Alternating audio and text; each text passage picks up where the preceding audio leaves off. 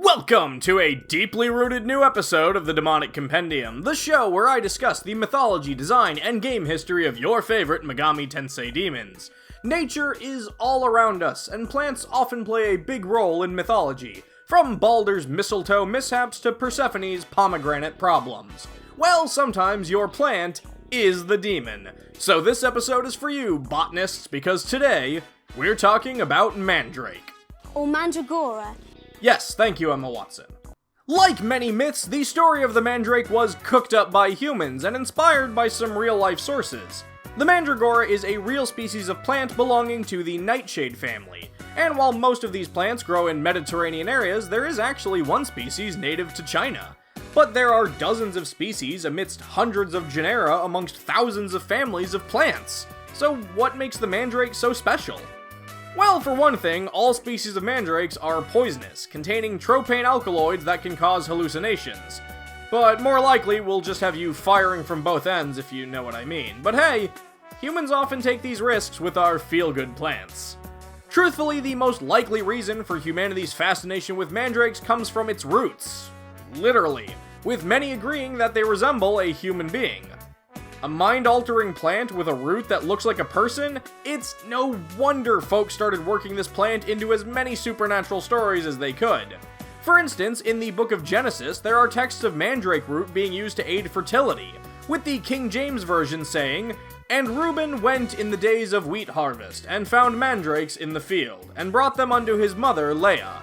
Then Rachel said to Leah, Give me, I pray thee, of thy sons mandrakes." Though some biblical scholars argue that the plant that helped Rachel conceive a child was actually ginseng, not mandrake. Aside from being used to aid fertility, carrying a mandrake root with you was often seen as a form of good luck and a way to control your own destiny. Naturally, the church hated this superstition, to the point where they even accused Joan of Arc of carrying one while trying to convict her during her trial in 1431. Naturally, all of these supposed magical properties of mandrakes resulted in them being stolen from the ground en masse, so an attempt to prevent this from happening led to the introduction of the myth most people are familiar with. The belief that when you pluck a mandrake from the ground, it lets out a blood-curdling scream that kills those that hear it. Horrible people found a workaround to this problem, where they would pack their ears with wax and tie a dog's leash to the root, then coax the dog to run towards them so it would yank the root out for them and die from the scream instead of their owner. Only villains do that. Mandrakes were planted into the literary works of Shakespeare, Machiavelli, Rowling, and more, often incorporating at least one of the legends associated with it. In fact, fiction writers were so entranced with the mandrake that they just started making up their own details to the legend. Like that mandrakes were born in dirt under gallows where blood and or semen had soaked into the soil. Well, Dr. William Turner, the father of English botany, tried to calmly dismiss these legends about the plant. "But it groweth not under gallows, as a certain doting doctor of Colon in his physic lecture did teach his auditors. Neither doth it rise of the seed of man falleth from him that is hanged, neither is it called Mandragora because it came on man's seed, as ye forsay Dr. Dreamed."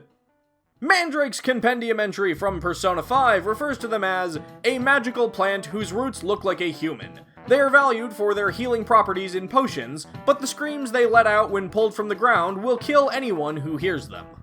Design-wise, much like a real mandrake, there exists a male and female version. The male version first appeared in Shin Megami Tensei 2. Oh, jeez. Yeah, it's a humanoid root, alright?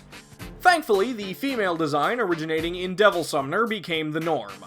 Both designs seem to draw some inspiration from this 1583 illustration. The female's flower appears to be based most on the Mandragora officinarum flower, matching the petal shape and even some deeper details like the pistils, filaments, and anther.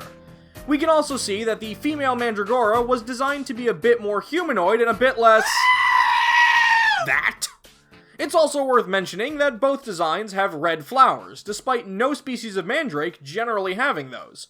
This choice of color may be more in reference to the idea of them being born from spilled blood, symbolizing them as a flower of death. Male and female versions of the mandrakes also appear in the Devil Children or Demi-Kid series. The male from Red and Black Book looks a bit more like a chubby, cartoonish version of the Devil Summoner design, while the female takes on much more of a unique identity, with it being portrayed as a little girl in a flower costume in a vase of water that seems to be a test tube, most likely in reference to Mandrake's role as a potion ingredient. While I often ignore this game, I do want to quickly mention its design in Giten Megami Tensei, because Mandrake in this game is basically just Kaneko's poltergeist with leaves sticking out of its head. As far as game history goes, in Persona 3, Mandragora appears by name as the karaoke lounge found in Polonia Mall. Choosing to spend time in a place where people spend their own money to scream loudly into a microphone seems fitting, and it makes perfect sense that doing so will raise Makoto's courage stat. Mandrake would return to the Persona series in Persona 5, which also marked its first appearance as a 3D model. As a shadow, it appears in Kamoshida's palace and is known as the Gallows Flower in reference to the folklore that made Dr. Turner so angry. As a persona, it's a member of the Death Arcana, and sacrificing it to the electric chair will reward the Energy Drop skill card, which cures mental ailments such as confusion, despair, and rage. Again, most likely as a nod to its role as a potion ingredient. Also in Persona 5, Mandrake is one of the personas used by Caroline and Justine in the third phase of their boss fight and is used to cast Messiodine, possibly in reference to the plant's hallucinogenic effects, but a peculiar choice since as a persona, Mandrake never learns any mind attacks. Mandrake is required for a unique fusion in Shin Megami Tensei Strange Journey, where along with 4 other demons is used to make Ouroboros. And speaking of Shin Megami Tensei, while its role, if any, is currently unknown, we know Mandrake will be appearing in Shin Megami Tensei 5, having been showcased in the very first teaser from the Nintendo Switch presentation back in January of 2017. Still waiting on more info for that. And so there you have it, Mandrake, or Mandragora, the buried botany bulb that breaks brains and bowels with its blood-curdling banshee bawling. Did I leave out something you thought was important? Was I just plain wrong about something? Let me know in the comments below, and don't forget to let me know who you'd like to see me talk about in future episodes. That's going to do it for this episode of the Demonic Compendium, and I'll see you all next time. But be careful while you rest that a demon doesn't take over your body.